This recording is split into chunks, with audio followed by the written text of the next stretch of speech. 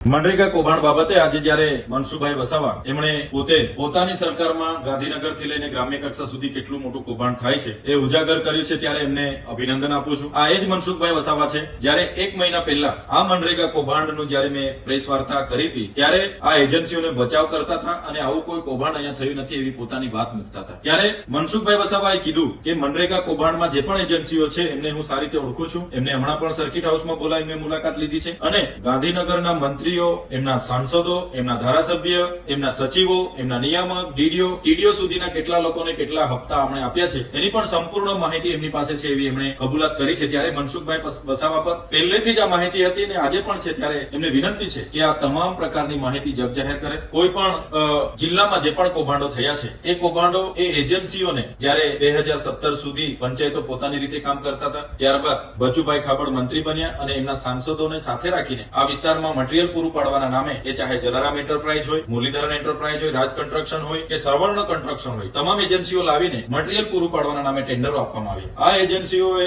એક પણ કોરીમાંથી કપચી, લીજોમાંથી રેતી કે કોઈ દુકાનમાંથી સળિયા સિમેન્ટ લીધા વગર કે કોઈ જગ્યાએ એ મટીરીયલ પૂરું પાડ્યા વગર બોગસ રોયલ્ટી, જીએસટી વાળા બિલો મૂકીને કરોડો રૂપિયા સરકારી નાણાં પોતાના ખાતામાં જમા કર્યા અને એ નાણાં કેટલાય નેતાઓને, કેટલાય અધિકારીઓને એમણે વ્યવહાર કર્યો ને આ કૌભાંડ છેલ્લા 5 વર્ષ સુધી ચાલ્યું. તો આ એજન્સીના ખાતામાં 2500 કરોડ રૂપિયા જમા થયા છે. એની સઘન તપાસ થાય એવી અમારી માંગણી છે. સાથે સાથે આ એજન્સીએ જે પણ કૌભાંડો કર્યા છે એમાં આઉટસોર્સિંગ કર્મચારીઓને એમાં આરોપી બનાવવામાં આવે છે. કેટલીક જગ્યાએ પંચાયતો પર દોષનો ટોપલો ઢોળવાની વાત છે. ત્યારે આ એજન્સીએ મટીરીયલ પૂરું પાડવાનું હતું, નતું પૂરું પાડીને કૌભાંડ કરેલું છે. એટલે આમાં જે પણ ઉચ્ચ કક્ષાના અધિકારીઓ છે, જેમ કે નિયામક હોય, ડીડીઓ હોય, ટીડીઓ હોય, એના પ્રોજેક્ટ કોઓર્ડિનેટર હોય, એમના પર પણ કાર્યવાહી કરવામાં આવે એવી અમે માંગ કરીએ છીએ. આમાં મટીરીયલ પૂરું પાડવામાં પંચાયત કે સરપંચ ક્યાંય જવાબદાર હોતા નથી. એટલે જે પંચાયતો પર દોષનો ટોપલો ઢોળવાની વાત છે બિલકુલ પાયાવિહોણી છે. સાથે સાથે હમણાં જે તપાસ ચાલી રહી છે એમાં મોટા ગજાના મંત્રીઓ, સાંસદો, ધારાસભ્ય, એમના સંગઠનના માણસો